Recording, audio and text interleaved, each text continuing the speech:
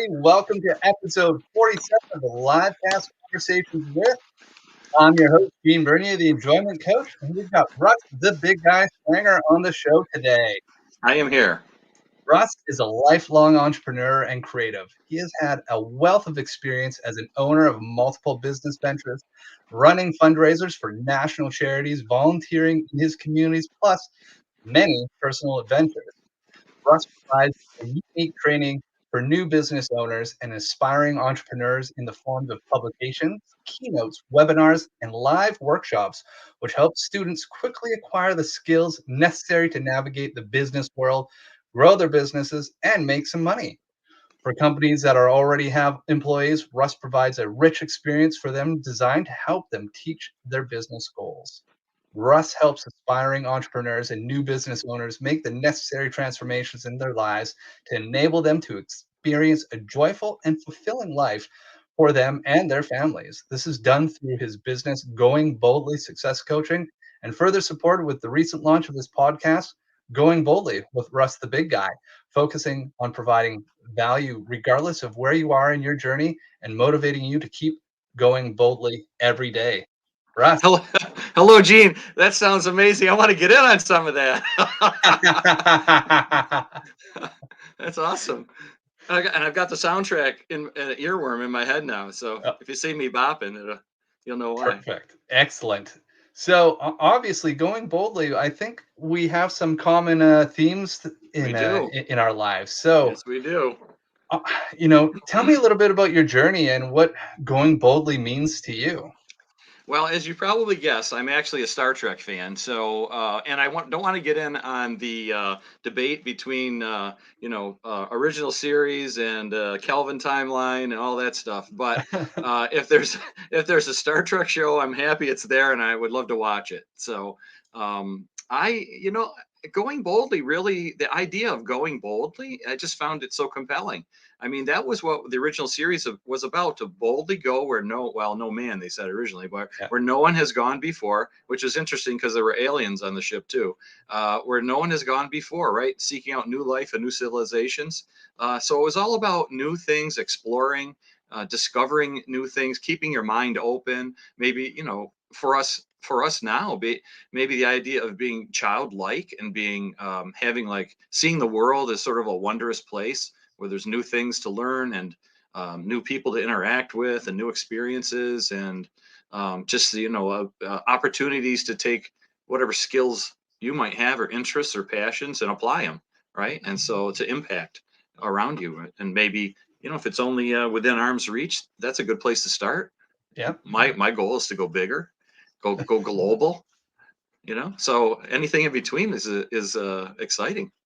So it's all about taking that one step to be bold every day. I think so, yeah. So going boldly is something that I've always done, and I think it goes back to my mom, like when I was a kid. So I was an artist, and I also went to Catholic school, to Catholic elementary school. So when I got into the public school, it was sort of like a traumatic experience. I think seventh grade was, well, I know seventh grade was when I went to the public school, and I don't remember much of seventh grade. I mean, that the lifestyle that these kids were living compared to what I had experienced in, the first 6 years going to Catholic school was just incredible. And it wasn't like, I mean, these kids were crazy. And now I'm sure it's worse. I'm sure it's worse now. But I just felt like a fish out of water. I had no real skills in terms of communicating with other people. I didn't have much in common with them. I was an artist, so I spent all my free time in the art room or just like, in imaginary land between my ears. So, I sort of like didn't really feel like I fit in. And then plus, as I got older, I was kind of like interested in making money. I really liked that. So I was an entrepreneur earlier, and I started I started using my creativity to make money, just to do whatever I could. And as a young kid, early, I was doing stuff for free because the clubs and the yearbook and the church and the local fundraiser would come to me to make a flyer or what have you, or like a Yeah. poster for their event, right?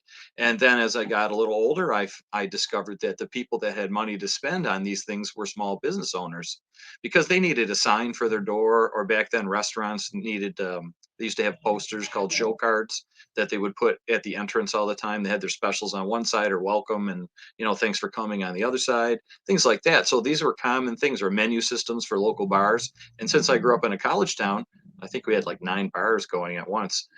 There were 7 at least, so there were plenty of menus to make, and everything else. So I got pretty busy pretty quickly making money doing that sort of thing, and I loved that. and Nice. and I did it part time. I was doing other things as well, but that was kind of like the beginning of me, I guess, finding a route to do things that I liked. So I like to create things, and I like to make money. So both of those together. So You're early you're able to entrepreneur, balance that. yeah, an early entrepreneur was not in those days. So that was late '70s, early '80s, Yeah. and entrepreneur wasn't necessarily a good word either. So it's like you go to college and get a degree, or like you go to work at the local factory. Like our closest one would have been Xerox or Kodak at the time. I don't even know if people know what those are anymore, but they were their industries are They were transformed huge. or gone, right? So at this Yeah. point, yeah. I think Xerox is still kicking around, and Might be. maybe Kodak. They've Yes. all, interesting. I don't even remember the year, but my mom was a teacher. After she retired, she continued to work other jobs, and she got a job at Kodak, and it was working for one of the big wigs at Kodak. And I remember her telling me, she couldn't tell me much because it was top secret, I think, in the department, but they were developing something that was, well, it was unheard of, and it was a way to put photographs on this little round plastic thing. And and at the time, like, that was like, I was like, why would anybody want to put their photographs on a little round plastic disc? That, to me, that doesn't make any sense at the time, right? Yeah. So now even that's old technology, isn't it? Oh, so what people might not realize, that was called a CD back in the That was a day. photo CD. That's right. Hmm. And there started the transition of that industry from paper and chemicals to Yeah. digital. Yeah.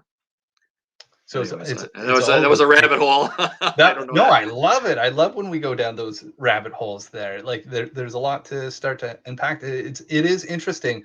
I've interviewed other people that have started their entrepreneurs Yeah. life in the 80s and stuff, back when you were right. Like that was like the time of, like, you go to school, you get good grades, and if Yeah. you don't, well, then there's something wrong with you. And then I guess you're going to find out how to make your own job. And well, that's not the way to go. But you make sure you go work for somebody else.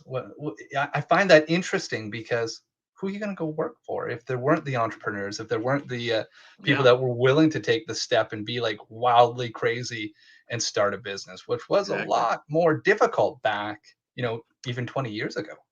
Boy, you're not kidding. So I took what ability I had and had to teach myself everything else.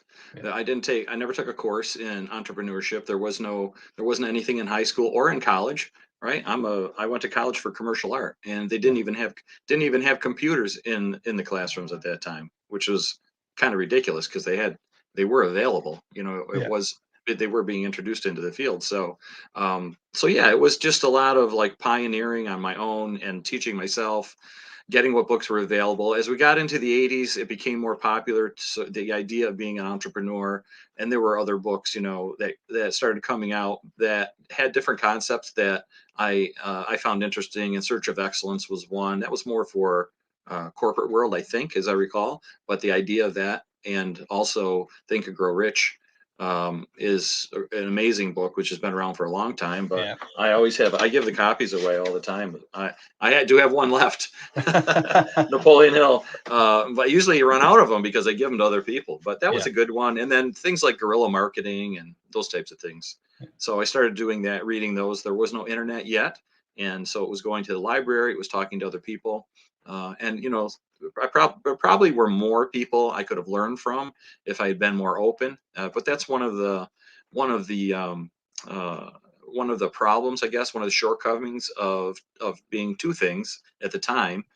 One was being young, and not having a lot of the wisdom, maybe maybe being very confident or maybe overconfident, And and the second one is that being an entrepreneur, a lot of times you think you don't want to ask for help. Yeah. That's one of the problems. That's one of the drawbacks of being an entrepreneur. We have to be humble enough to ask for help. Well, I think step number one has been kind of like erased over the last, 15 years as startup lands and younger and younger people continue to get into this world and have Yeah, made entrepreneurship the sexy thing. yeah, Uh, it's awesome. Number two, though, I think that's still a huge problem in this day and age of anyone but asking for help. But Yeah, imagine, a lot of times leaders feel very alone and very much on their own island because they feel like they have to have all the answers and to be yeah. humble enough and confident enough to like, I don't have all the answers. I need some help or I need some assistance here. It Yeah, takes and a I big agree with step. that. Yeah, I definitely agree with that. And that is a challenge for entrepreneurs, right? Because you're expected to be the one that people might go to, or you're expected to be the one that can make this big dream happen. And so part of maturing, part of, or at least part of, understanding early, if you're lucky enough to understand, is that help is around and help is available. I mean, that's why I can be an entrepreneur success coach, right? So an entrepreneur has to be willing to learn, has to ask for help and say, I want someone to help me. And there's no reason why they shouldn't. I mean, if you go to other industries or other fields, like a sports would be the most obvious analogy. Like even the most amazing, you know, greatest that ever lived sports basketball star has a coach Yeah. that they learn from. And it's not only that they have a coach, but they learn, right, and they get better. So why not have a coach? Why not have somebody that can help you? There's so And many so many we ways won't that a coaches do. And we won't go down the rabbit hole about who that number one player of all time is, because Oh, I'm sure no, everyone depending on what. has their opinion Yeah, and their depend. era. That's right. So one thing that kind of like that I see is another reframe towards your statement of going boldly all the time is like to Yes, go boldly is that exploration of the unknown, which is also there's resistance to doing that, right? Like going into where you don't know can be right, a very difficult thing. So what was right, that and yeah, experience like for you, especially, as your entrepreneurship, grew over the last couple decades, like yeah, you went from a spot that didn't have a lot of easily accessed resources and right, going right, and doing that. right, yeah. I think what it is part of it is just um, ignorance is bliss. Because a lot of times I would get a creative idea, and then since I'm really good at visualizing and creating things in my mind, I can kind of put all the pieces together. And the more I do that, the more excited I would get. And so very often I would go off and just do this thing. Sometimes it was the right idea to do that, and sometimes it was a mistake. Yeah. And so that's a danger of being an entrepreneur without any oversight. But uh, mostly I was successful. So I think that for anybody, and that goes back to going boldly, because if you just do, you learn. Whether Yeah. you succeed, some people say when you succeed, you don't learn anything. I don't necessarily agree with that, but I think you learn either way, whether you quote unquote succeed or fail. And I'm putting those in quotations because for me, just the act of doing the process, the progress, it's all progress. And so even what someone might consider failure, I would consider success. So I really do. And honestly, like I just think like doing is so important. The more you do, the more goals you will meet, and the more you will learn, and that creates more confidence, which creates more less resistance to try new things. And the more new things that you try, what's going to happen? You're going to have more successes. So, and we all have failures. I mean, unless you're an engineer and the bridge is going to collapse, you don't really need to worry too much. Or or you're a heart surgeon. You I know, I mean, I was going to say, I imagine they failed many times, in practicing on that rubber dummy or whatever they do. and even in those instances, there's still like people die, right? Yeah, And yeah, and I've used that metaphor a yes, number of times. It's like, are you doing anything that somebody's going to die from? Are they going to lose their life from what you're doing? right, Then why are we getting so like? attached Yes. to this Yes. outcome, right? Like Yes. what do you have to learn by stepping into this? And I love your reframe around success and failures about the progress, right? And Yes. it's like progress is key because if we're not progressing, well, we're stuck and we're not growing, and Right. that goes against actually everything biological within us. Well, progress, yeah, and progress, it doesn't necessarily have to mean that all of your goals were met or that you were, you considered whatever you did a success, because progress can be learning, and it can be obtaining new skills, right? And maybe you learn what not to do. That's not the Well, most efficient. That's not the most efficient way to learn, but it's certainly lessons you'll never forget. yeah, and it's so, but it's a powerful lesson to know of where Right. not to go, right? It's like, Yeah. okay, what are the dark areas? And if you don't, and if there's no difference between light or dark yet towards your goal, Yeah. then how are you supposed to know if you don't take some of those steps? And sometimes that progress is never a straight line from like, I'm Yeah. here today, I visualized it, this is my goal, I'm gonna work towards it over the next year. Yeah. I'm just going to get there. Be like, oh no, this is a zigzaggy experience. You might go through a few Yeah. roundabouts and get stuck in there once or twice, but if you don't, if you stop along the way, you're never ever going to get there. And I describe it exactly the same way. It's not a straight line. It's a zig and a zag. Sometimes you're going backwards. Yeah, Ultimately, it looks like a bowl of spaghetti. yeah, So really, it's just all one big bowl of spaghetti, and you're in there. And there are goals that are met. There are things that other people might consider a success. If you're moving, if you're learning, if you're growing, if you're doing something, you can always you can always zig and zag, and even backwards. Like there's a saying: one step forward, two steps back. People would say yeah, that negatively, right? yeah. But if you stop and think about it, I mean, if you came up to an obstacle, like physical obstacle that you had to get over, what would you do? Well, you take a couple steps back to get a sense of like how big this thing is, and right? and get some momentum so you can run and leap. Yeah, All right. And then when you leap, where do you end up? Farther ahead than if you would have just kept walking and never had to stop and go back. yeah. So, Like, and to I play off mean, that, like, you never know if you take a step back, you're like, oh, there's a door over here. Well, I would never seen it by like ramming my head against this thing all yes. day. Oh, good point. Yeah, Yeah. absolutely. Yeah. Other options. Yep. Exactly.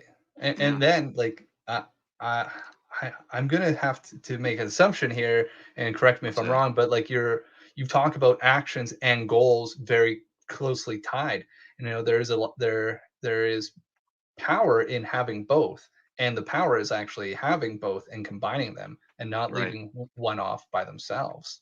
Absolutely. Yeah, definitely. And so one of the things I've discovered about myself, and probably only in the past year, believe it or not, is that because I've been sort of trying to learn a little bit more about how the brain works, and I started trying to learn more connected to the idea of visualization. Yeah. Sometimes I can't even say the word visualization, and like why that works so well when you do it correctly. And I teach people how to do it the right way. But like, why does that work? Like in the old days, we used to think that our brain was set the way it was. That's what I was taught when I was a kid. Now we know that brain plasticity is quite, quite prevalent. It's amazing, and you can actually, your mind can impact your brain, right? Yeah. We can consciously change. We can literally consciously change the structure of our brain. If you Yeah. stop and think about that in itself, it's like that's crazy, but It's that's what we can do. We can literally create a memory of an event that didn't yet happen. yeah. Blows my mind thinking about it, right? So I started thinking about more about this, and then so it got me to thinking about the idea of achieving goals, and like what type of people can achieve goals, and what type of people quit before they achieve their goal, and what type of people never quit, and how is that possible? Like, and so I started thinking about myself, and I I never get to the point where I'm discouraged for more than, I don't know. I think the most longest I've ever been down, like in a few days at the most. And it's usually because I'm have a cold or I'm physically ill. But Yeah. it's like I don't I don't like it. I don't understand. Well, I'm starting to understand it better. And so what I do understand is that some people get those little endorphin hits in a different way on a regular basis. And they get it as part of that process, part of the process of doing, right? And so that brings us back to like just do. So I do, and I keep doing, and I get jazzed by it, and I continue to get those little endorphin hits in a different way than someone who's like just gets their goal, they get their endorphin hit, and then what do? Right? They make their $1 million or they hit the lottery and then they lose all their money and they jump off a bridge. Yeah. So yeah, so I think that my brain is wired differently, and I think other people can sort of nurture that too in themselves. And so Yeah. that's part of the visualization process that I teach. It's part of having, different goals all ready, like, um, and start to really get excited about the process. Like enjoy the day, enjoy, and you're all about joy Yeah. and loving the day and spreading that, right? And I mean, it's really in its simplest form. It's loving other people, loving yourself, and just and creating a life for yourself where you have the fulfillment and you want to wake up every morning, Yeah. right? And so, and I teach people how to connect all this to their why. And if you can do that, you'll never run out of fuel, man. You'll never run out of motivation. What Yeah. I consider internal motivation. It's all kind of all together. Like there's so much overlap. You can't really talk about one part of it without recognizing or acknowledging at least two other things. No. And it's funny, that well, not funny, but it's relevant because on our last Yes. episode with Tony Armstrong, he Yeah. talked a lot about that as well, about how there's like kind of like five kind of interconnected pieces, and you pull any one of them out, it short Yeah. circuits the whole Interesting. whole system, right? And but like Hmm. that visualization is like a real critical component to it. And I think that's Yeah. if you were to put any one piece of it, like what's that fuel?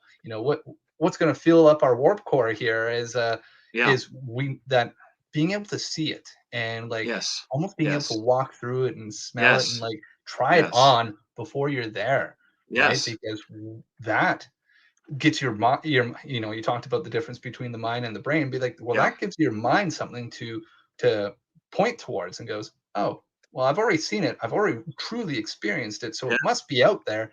Let's just keep going this way, and I'll keep all the sensors running, and I'll get you there. You just keep Yeah. telling pointing me at that same place all the time. Absolutely, yeah. There are a lot of systems working in your favor when you can do that, and Yeah. one of the things, without going too deep into it or putting labeling everything for everybody, but basically, if you think back to your primitive brain, that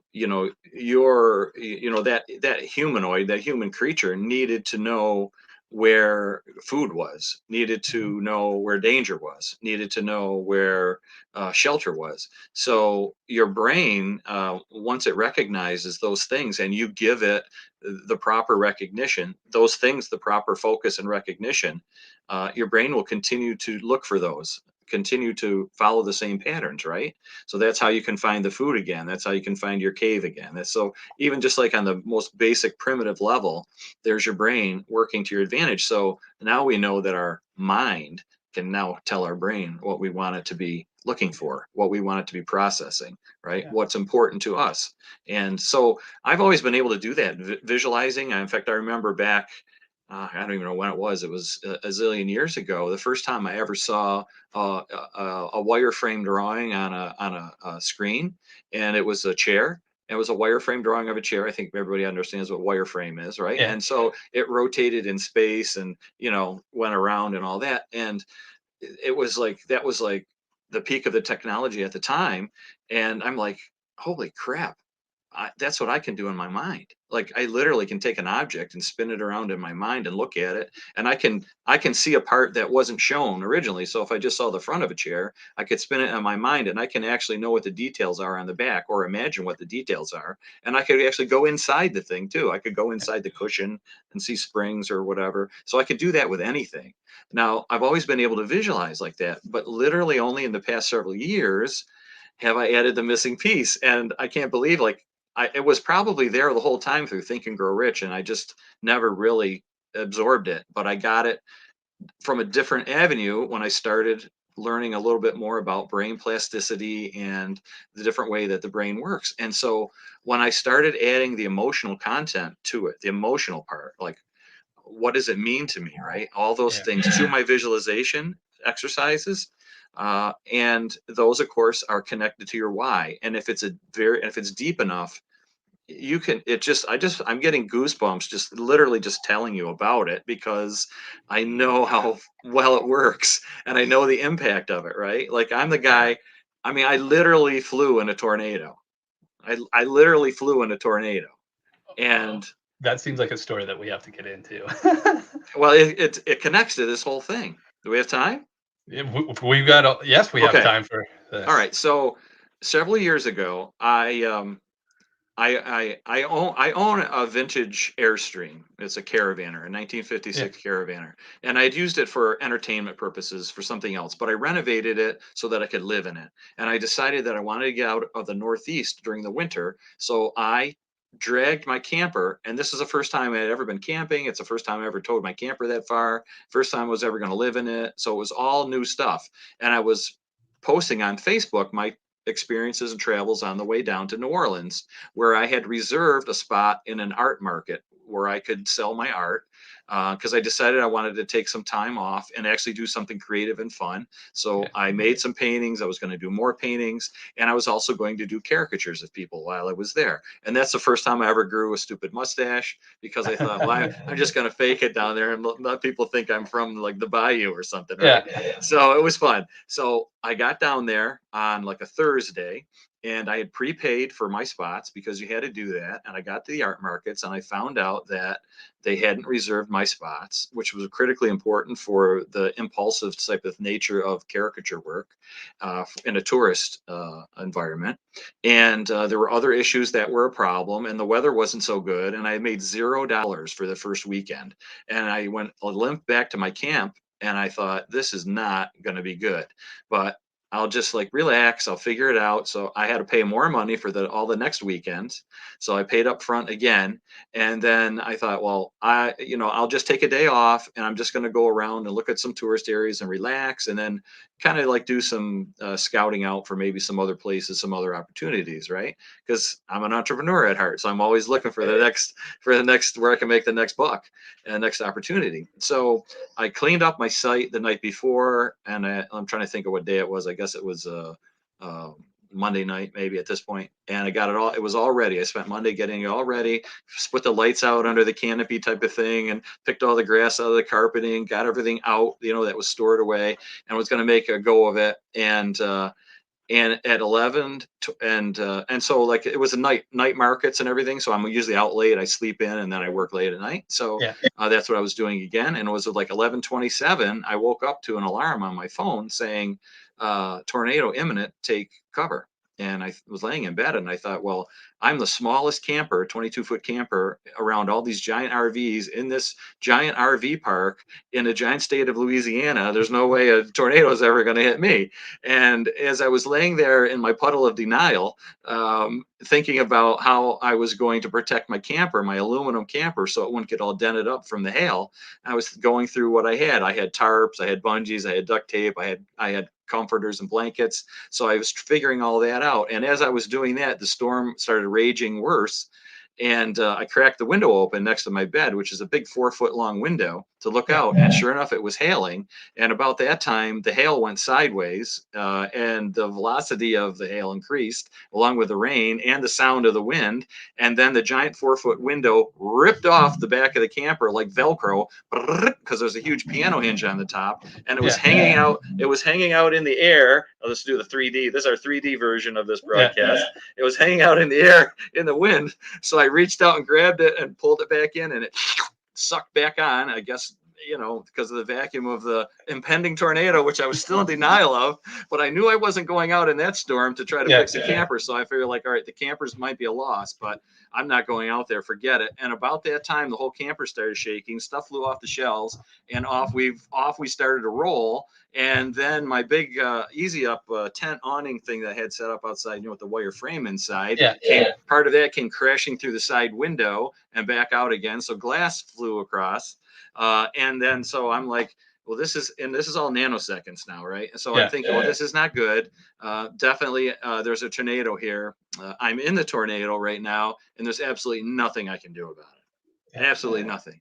And I had a sense of peace that came over me that's hard to explain.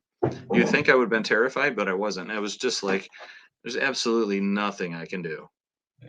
And then, a few minutes later, 35 feet away, facing the wrong direction, I stepped out of my camper, and the sun was out, and the birds were chirping, Yeah. and there were fifth wheels on their sides. There were my Toyota 4Runner was destroyed. I had a couple little dents and gashes in my camper and the broken window, and that was it. And everything around me was trashed. Everything around me. There were a couple people from the park running around to see if there was anybody else in their campers who were hurt. And luckily, there were only two of us in our campers. Everyone else was in the building because they were all old and got up early. And me and the young bartender next door were the only ones who were still sleeping. The last thing he saw is he had a giant motorhome with a big windshield, right? Yeah. An RV that you would drive. The last thing he saw as he dove to the floor of his RV was a fifth wheel in front of him across the road was up in the air. It ended up landing on its side. It was literally up in the air, and just about when the tornado hit, it blew his front windows out of his RV. Yeah. So he was terrified. Me, I was oblivious to everything until I got out, and then I stepped out, and I was in the wrong place, and there was no electricity, and the sirens were going off, and they were expecting more tornadoes. Ultimately, we had a mess there with the National Guard and the whole bit. All right, Yeah. so that's the picture. So now, what does the entrepreneur do? That's for the opportunity. I stood in the middle and looked around at the devastation. I had no vehicle, as far as I knew at the time. My camper was off the jacks and in the wrong place, facing the wrong direction. I was alive. Um, I knew I needed a rental car, probably, and I decided that what I would do is, oh, you're gonna have to edit. Oh, hang on a second. I just discovered my power fell out, and if I don't plug it back in, we're gonna lose control. All right. Right in the middle of the story too. All right, there we go. All right, so so I had to decide what I was going to do, right? And so for about, I don't know, maybe 2 to 3 minutes, I literally went through every option possible that was anything other than me staying there and doing what I'd originally intended on doing. Rent a car, drive home, get an airline ticket, leave everything and say screw it, etc. Yeah. And what I decided was, no, I'm going to figure this out. Why? Because I'm clever, I'm smart, I can always figure something out. I have that track record of success that I talked about before, and I have the confidence. So I got on the phone, I called the rental office to get a car because I knew everybody else in New Orleans was going to be renting one. And I found out where the closest Toyota dealership was so that I could get any repairs done or get a replacement on my truck. I brushed the glass out of the seat, and that's the only injury I got. When I brushed the glass out of my driver's seat, I put a little cut on my finger. Other than Yeah. that, I had no injuries. I drove out of there with no mirrors and a bashed up truck over like trees and through rubble and around police barricades. And I got myself to the dealership, and the computers crashed. They couldn't give me a vehicle because they Yeah. crashed, and it was the largest tornado on record in Louisiana, an EF3 with 3 funnels. And you can find the video of it, even down Chef Mentor Highway, which Yeah. is where my campsite was. Wow. And yeah, so that is an example of, like, it's a mindset and it's an attitude, and it's like a normal person. What would a normal person do? Would a normal person like do all that extra work to try to figure out how to fix everything and stay there? I mean, it took 2 days to get the electric back on. It took me several days to find somebody to help me get my camper out of where it was jammed in up against a fence, and get it out, and then assess damage and fix stuff. And it was just crazy. And so that's what I did, and those are some of the attributes that it takes when you're an entrepreneur and you want to live that kind of lifestyle and you want to have success or successes, right? Or continue the journey. Yeah. But it was exciting afterwards. I mean, what a story now I have, right? Oh, 100%. What a great story. Like All you right. literally rode the storm and found the peace within going, Isn't I that can't something? control the storm. What can I do? Like, I And guess I'm that's, just boy, if riding this there's out. if there's not a message there, just in that part alone, right? Oh, yeah. Yeah, it was That crazy. It was a that sense is of wild. peace. I don't think I haven't experienced quite that depth of relaxation and stuff. And I was told that basically my brain decided I was dead, so it just like just sent a bunch of hormones or whatever shooting through my body to. It's like it was like natural opium or something. I don't know what it was. It's just like, well, you may as well feel good while we finish this last I little think bit so. off. Yeah, yeah, that was it. Go out with a smile, Russ. Go out with a smile. There's just so much to learn from that sort of thing, you know. Yeah. So yeah, so I'm the only human alive who has flown in an EF3 tornado in a 1956 Airstream Caravaner. That Airstream actually did a profile on me with video and photographs, but they never showed it to anybody. really. I think their lawyers. Yeah, I actually drove from Texas, which is where was my next stop after that, up to Ohio, and they did with a camper, and they did a Yeah. story. They did a story on me, and I think probably a lawyers probably didn't let them use it because they didn't want like the liability of people who might have gotten hurt or something in a tornado or a storm. Do you know what I Oh, I mean? know exactly what you mean. There's a So, reason they have signs about don't jump off the bridge and stuff. Why? Because somebody would do it, right? Be like, well, right. he made it. Let's go chase some tornadoes. Right. Tough enough Yeah. to withstand a tornado. That, by the way, that everyone, this is not a No. endorsement to go ride a tornado in an No. airstream. It's No. I wouldn't. yeah, No. You know, it was interesting, but I wouldn't do it again voluntarily. yeah, Although it did feel good while we were, you know, in that split second or two when we were or when we whoever was in there with me, somebody yeah. must have been. A guardian angel went, hang on, this Maybe. is a hell of a ride. Yeah. All right. That's That was a awesome. rabbit hole too, wasn't it? I love it. That's what I talked about earlier about the creative chaos. We just never know where these conversations Yeah. go, Yeah. and this is a first. I've first time somebody's rode a tornado on the show. So I'm the only one as far as I know, and not a I, scratch from it. yeah. And do you still have the trailer? Oh, absolutely. Yeah, just took it out.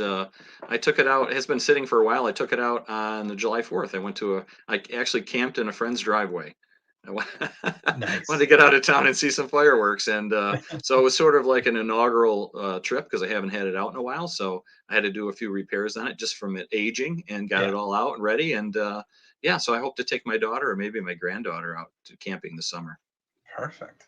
Yeah, Well, one last thing I want to talk to you about is like you yeah. commented online about the category of one. I know we've got I want to be respectful of the time. We're already at 38 minutes, so I will leave it in your hand to how far we go with that. But I'd love to hear All the right. concept around it a little bit. Well, I think the category of one is really cool, and I heard it from Mike Koenigs, Koenigs. Mike's an interesting character, and he has a lot to offer people. Now, I didn't take any of his classes or his masterminds or anything, but the concept of the idea of category one really intrigued me, and it's something that I've been working on, trying to rebrand myself, or at least brand myself for this industry of helping entrepreneurs, right? Obviously, I told you that.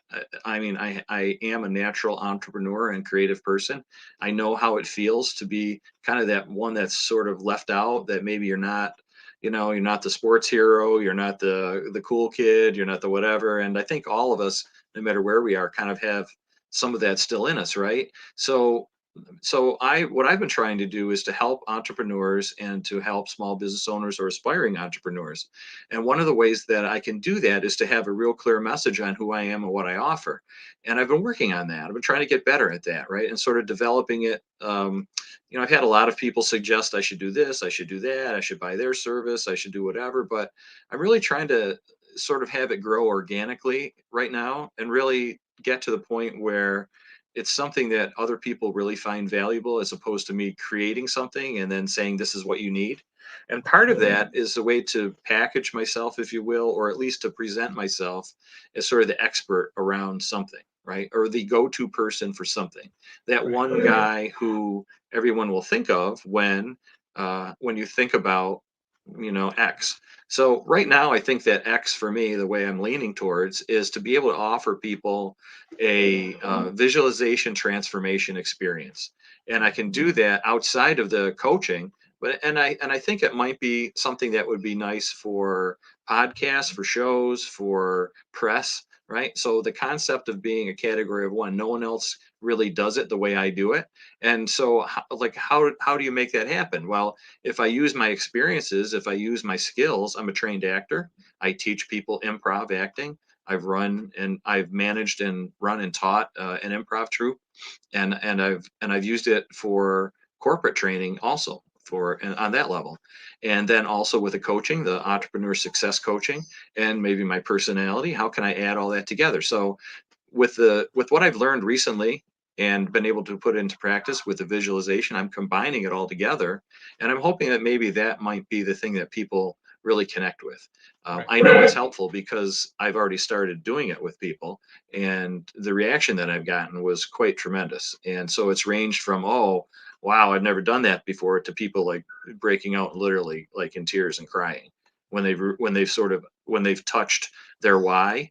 They've used that as the emotional connection Yeah. to the visualization, right? To imagine themselves with their goals completed, say 3 years from now. Like, what does that life look like? So I guide people through that visualization exercise, and I use some of the side coaching that I've learned through the improv, and then also the concepts that I've learned as I'm being trained to be a coach, and I utilize those in my entrepreneur success coaching. And so this is sort of something special that I'm working on, and I think that it might be the thing. I've seen the impact of it so far, and it's pretty cool. So we're and I am doing master classes based on that, free master classes, so people can experience that. And my hope is that from that, I will also get some coaching clients, but I'll also be making an impact immediately right there. And so that's as much as it is for me to be able to make some money and to have a great, income and a great life that that kind of money can supply. I also, as an integral part of that whole thing is I'm wanting to make a difference. Yeah.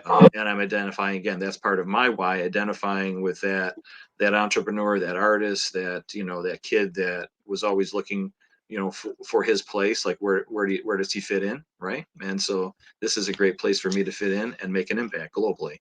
Hope that answered your question, Gene. It did, and you know what? As you were talking about it, the thing that spoke the most to it, the more you talked about it, the bigger your smile got. So it's Oh, is that quite true? clear to me that Yeah. that fuel for that the way that you're talking about the Yeah. visualization and the emotional component Mhm. really click, and that made a lot of sense. And just watching you, like Yeah. I got to see it in action, so uh, Well, I have goosebumps now. So I've experienced it along with people, obviously, right? And so, like as I was telling you, I was actually imagining some of the interactions that I've had, and I yeah, picturing the woman crying. I mean, it was amazing.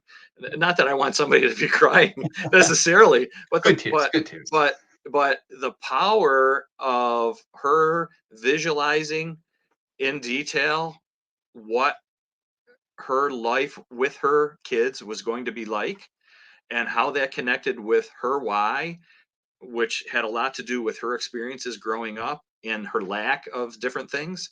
Like, that connection was so powerful. She was overcome. And this was over Zoom.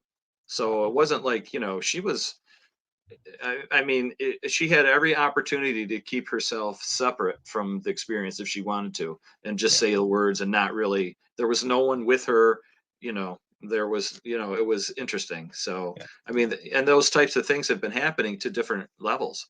It's that's really, awesome. really quite amazing. Yeah. I love it. That's that's As you, incredible. as you noted with my smile, which Yeah. I didn't realize. So actually, thanks for pointing that out. Well, you're very welcome, and It's good feedback for me, actually.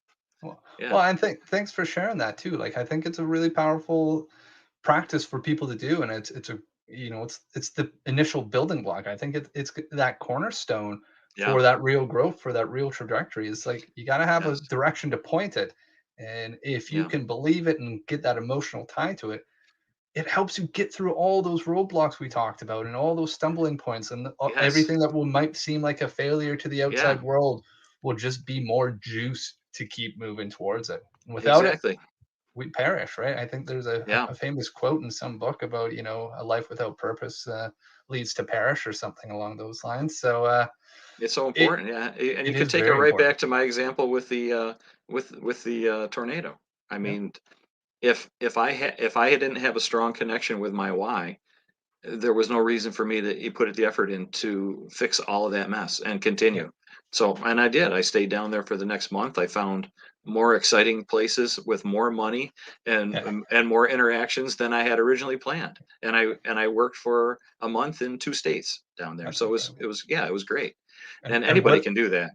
and what a wealth of stories you get to have that you get to take away from that too, right? Yeah. Like just that's treasure there. So Yep. Russ, thank you so much for being on the show. I have one last question that I ask everybody Oh, is, is this the regret question? well, not necessarily a regret, but Oh, I've got a time machine. We're gonna hop advice. in it. We're gonna Okay, go back 10 years. What's gotcha. one piece of advice that you would give yourself? All right, perfect. Well, this is based on my probably my only regret. I say it's my only regret, and I think it probably is. So my advice would be to stay true to yourself and follow your path as you know it to be, right? It changes at different times. We have different abilities to be able to understand where our passions lie, where our true nature really is, and how we want to live our lives, right? So that can change over time. Maybe you have a good foundation of values and morals that you can work from. um, but regardless, so my advice is to stay true to yourself. And I mean, the simplest way, I guess, just follow your heart type of thing, right? Yeah. And so the example is my only regret. And so I think I was probably let's see, 1920, maybe 22 years old ish. And I was living with my girlfriend, working full time in a factory actually as well. I probably had stopped doing a lot of the artwork. I wasn't doing quite as much as before. We were sort of, things were changing, right? Well, we decided we didn't want to live there anymore. I'd always wanted to move to Florida. So we moved out of our apartment. We both quit our jobs. I sold my car. We put a few things we owned in storage. We put the rest of it on top of her car, which was newer, and we drove to Florida. Got to Kissimmee area. I made a deal with a motel owner to paint all the rooms in his hotel in exchange for living there. I had a portfolio with me because I was an artist, and my dream was to work at Disney. I took my portfolio to Disney, and I got an interview scheduled to be in their creative department. And so that was our setup. About 2 days went by, and my girlfriend says, "I hate Florida. I want to go home." And so, with some disappointment, I called Disney and canceled my appointment. I gave the bad news to the motel owner. We pissed away the rest of the money that we had almost at Disney World, and limped home. I had no car, I had no job, I had no place to live. Um, the landlord hadn't even rented out our apartment yet. It had only been like a week or 10 days, and very shortly thereafter, we broke up, and she moved to Florida to live with her sister. Oh. To make matters worse, just recently, a gentleman has retired. I won't say his name. A gentleman has retired from working for Disney as like their head of innovation, and he was involved with opening 5 different parks across the country, putting Buzz Lightyear on one of the spaceships up in space, and many other things. And he is currently training people and in the corporate world and speaking and helping them unleash their creativity and their innovation. and uh, and his uh, and his bio, of course, is that he's formerly head of innovation at Disney. And I thought that could have been me. So, anyways, there you go. That's my one regret, is that Oh. I didn't put her on well, not even put her on a bus. It was her car. That I didn't just say goodbye, go home. I'm staying. Yeah, But you know what? Sometimes when you're young, you can't see the forest through the trees. that's true, and that's very true. And you know what, So Russ, thank you so much for sharing that. I hope that resonates with somebody as well. Is follow your heart you for got what it. you truly desire. Be true to yourself. Yeah. Absolutely. Yeah, absolutely. Gene, thank Well, you so much. This was fun. this was a lot of fun. Thank you so much for being on episode Yeah. 47. Really appreciate it. And to everybody else, thanks for tuning in, and we will see you next Wednesday. for episode 48. Until then, I'm Gene, and this is Russ. We'll talk to you later. Bon Jovi.